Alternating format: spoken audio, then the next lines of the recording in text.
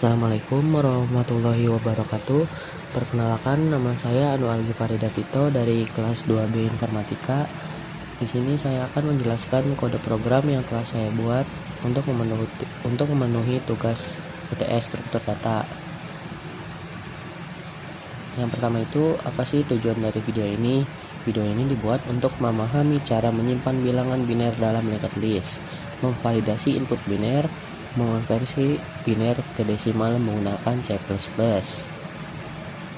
Oke, selanjutnya itu, sebelum kita masuk ke studi kasus, kita kenalan dulu nih sama struktur data yang namanya linked list.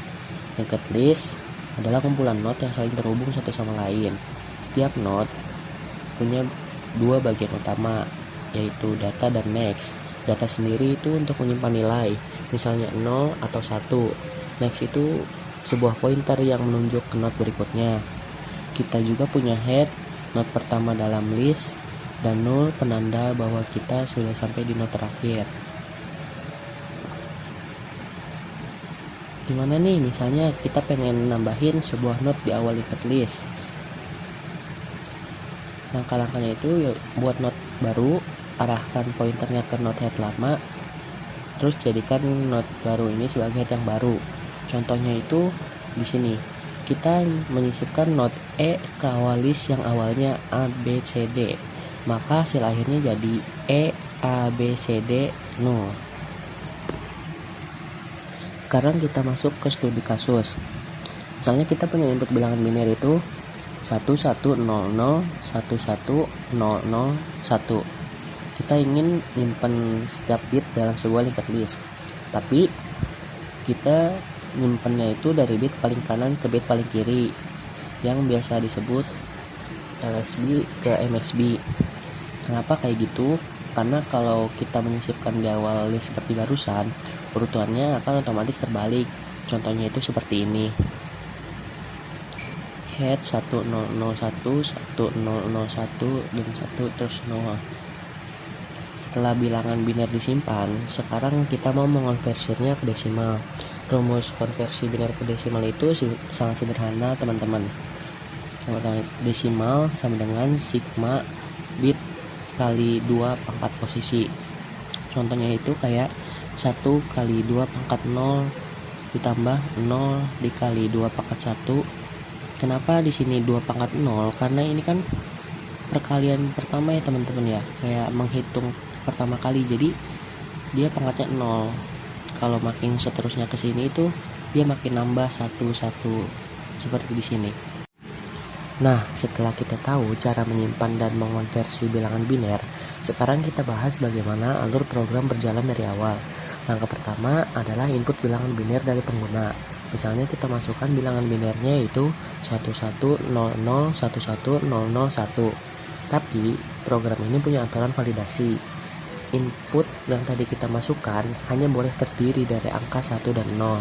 Kalau kamu masukkan angka selain itu, misalnya di sini sebagai contoh yaitu 122912, program akan langsung menampilkan pesan error seperti di bawah. Tujuannya yaitu agar hanya bilangan biner yang valid yang bisa diproses lebih lanjut. Kalau input valid, program akan langsung menjalankan dua proses utama. Yang pertama menyimpan bit ke dalam linked list seperti yang kita bahas tadi. Yang kedua, mengonversi ke bilangan desimal. Contohnya di sini 1100110001. Nilai desimalnya itu 409. Nah, jadi sekarang program kita itu sudah lengkap. Yang pertama bisa memvalidasi input, yang kedua menyimpan bit ke linked list, dan yang ketiga itu menghitung nilai desimal dari bilangan biner.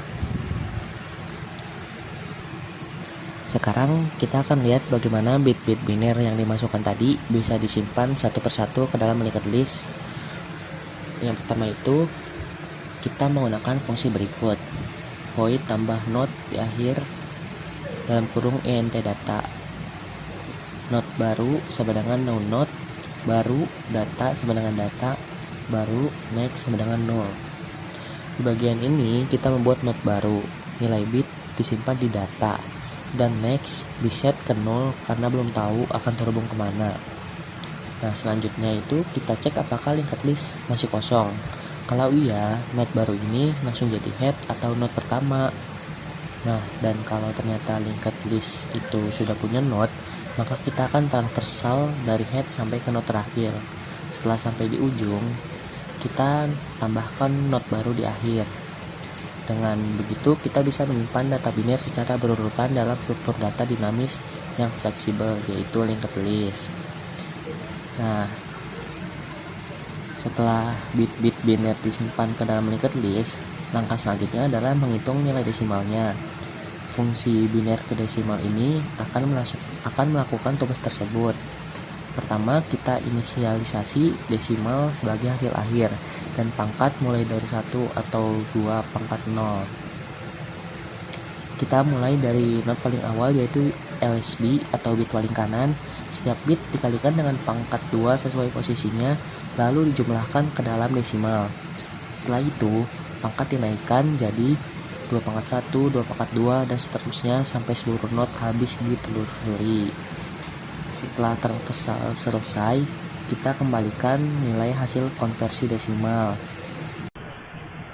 Dengan begitu, input biner yang dimasukkan oleh pengguna sudah bisa dikonversi dan ditampilkan sebagai angka desimal dengan akurat.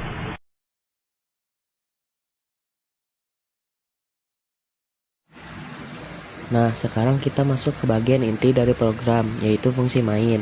Disinilah alur program dijalankan dari awal hingga akhir. Nah, yang pertama itu program menampilkan informasi identitas serta judul program ke layar. Sebagai contoh, di sini saya memasukkan nama saya serta kelas saya serta judul program saya. Nah, selanjutnya pengguna diminta untuk memasukkan angka biner dan input itu akan disimpan dalam variabel n. Nah, program lalu memecah angka biner per digit, dimulai dari digit terakhir dengan menggunakan modul 10. Nah, di if digit ini dilakukan validasi. Jika ada digit selain 0 atau 1, program akan berhenti dan memberi peringatan bahwa input tidak valid. Nah, kalau digitnya valid, maka akan dimasukkan ke dalam linked list melalui fungsi tambah node di akhir. Input terus diproses sampai seluruh digit habis. Nah, setelah semuanya digit masuk ke linked list, fungsi biner ke desimal dipanggil untuk melakukan konversi dan menampilkan hasil akhirnya. Nah, karena semuanya sudah dijelaskan dari awal hingga akhir, di sini kita langsung aja menjalankan programnya yang telah kita buat itu berhasil atau tidak ya teman-teman. Nah, sebagai contoh, kita masukkan biner itu 1100110001. Nilai desimal di sini yaitu 409. Kita lihat di konverter apakah benar. Kita masukkan saja 1100110001. Nah, di sini sudah benar ya teman-teman hasil akhirnya. Terima kasih. Oke, untuk soal nomor 2 kita akan menjelaskan program mengonversi nilai desimal ke heksadesimal. Nah, yang pertama itu di sini ada fungsi desimal ke heksadesimal. Nah, fungsi ini tuh nerima bilangan desimal dan mencetak hasil konversinya ke dalam format heksadesimal. Nah, setelah itu di if desimal sama dengan 0 ini, jika inputnya itu 0, maka langsung dicetak 0 karena konversi dari 0 ke heksadesimal itu tetap 0. Nah, terus return ini untuk menghentikan si fungsi tersebut. Nah, selanjutnya itu di char heksadesimal ini untuk nyimpen digit hasil konversi dan indeks sebagai penanda posisi isi array. Nah, selepas itu di while desimal ini sama int sisa ini, proses di sini tuh ada proses dilakukan selama nilai desimal itu masih lebih dari 0. Nah, kita ambil sisa bagi 16 karena sistem heksadesimal itu berbasis 16. Nah, selanjutnya di if sisa 10 ini sampai ke heksadesimal sini itu di sini tuh ngejelasin kode ini tuh kalau sisa kurang dari 10 artinya antara 0 sampai 9 itu kita ubah ke karakter angka. Nah, kalau lebih dari 10 artinya 10 sampai 15. Nah, itu kita konversi ke huruf A sampai F. Nah, di situ kan heksadesimal itu sampai F ya, teman-teman. Nah, langkah selanjutnya itu desimal 16 ini itu untuk berpindah ke digit berikutnya dan proses berulang sampai habis. Untuk di for int i sampai heksadesimal ini karena hasil disimpan terbalik, kita cetak dari belakang ke depan agar urutannya itu benar. Contohnya itu 255 desimal sama dengan FF heksadesimal. Nah, di int main ini tuh fungsi utama program ini. Nah, si cout ini tuh menampilkan identitas di awal program. Kayak contohnya di sini ada seperti soal yang pertama tadi, ada nama saya, kelas saya, dan judul program yang saya kerjakan gitu. Nah, di cout masukkan bilangan desimal dan sin desimal ini, program itu minta kita itu masukin bilangan desimal. Nah, untuk si sin desimal ini kita manggil dari si int desimal tersebut.